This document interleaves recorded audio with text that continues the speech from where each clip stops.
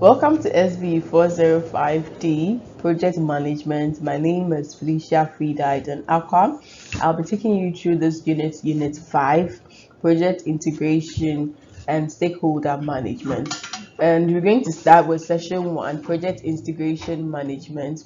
By the end of this session, you should be able to explain project integration management. You should be able to describe the processes involved in project integration management. At least outline 4 importance of project integration management and at least some challenges of project integration management. When it comes to project integration, what you're looking out for is synergy in here. And so we want to actually ensure that at the end of the day, we are able to identify, define, combine, unify, and coordinate all activities of the project.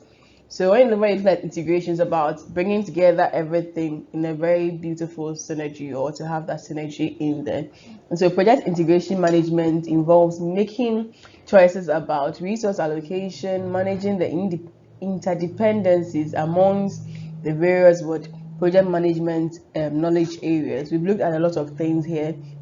We've looked at information, we've looked at communication, and all of these things would have to come in a very cohesive manner for us to be able to make most of the projects we're working on. So it is important to build open communication channels with the project team and stakeholders to help us ensure that information is actually shared. And then there's also integration and dependencies are well handled as well.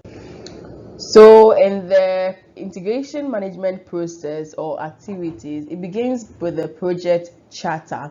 Now the project charter is even what actually bets the project, because the project can't start until it has been authorized or it is enabled into being. And the project charter is what is also going to give the project manager that authority to act in the capacity of the project manager and then do what it's supposed to do under the roles and responsibilities for that position as a PM. So the project charter is very essential and once you've been able to develop that, we then need to develop a management plan. We can have a composite plan of all the various sub-plans in there, and we looked at planning way earlier in the earlier sessions as well. And there's also direct, and it helps you also to direct and manage the project work, which is very key, because if you're going to lead people, you're going to be able to influence them, you're able to make sure that you're able to manage work which has to be done and to do it properly.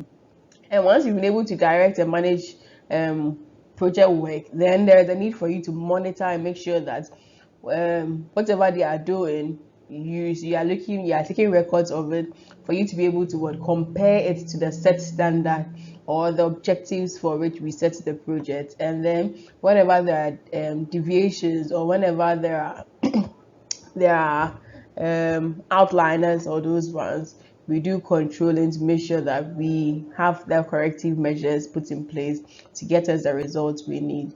And once we're done with that, we then go on to perform the integration of change controls. Change, we know, is constant. A lot of things is going to come up, and there's a need for us to notice all of these and keep active records of it and update all our documents, which is also very important in there as well.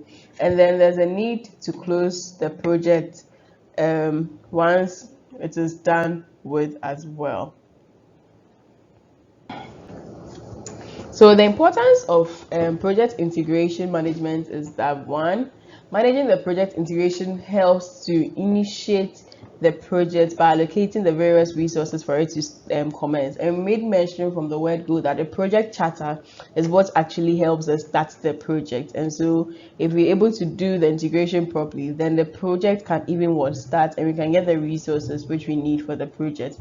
Project integration management also helps generate a formal record of the project and direct way for senior managers to officially accept and commit to the project. We made mention of the project manager and co, who will be appointed or authorized by the project charter, and this is going to help them when it comes to accepting and committing to the project, and also it's going to help us in recording everything that relates to the project. And so integration of the project also helps the project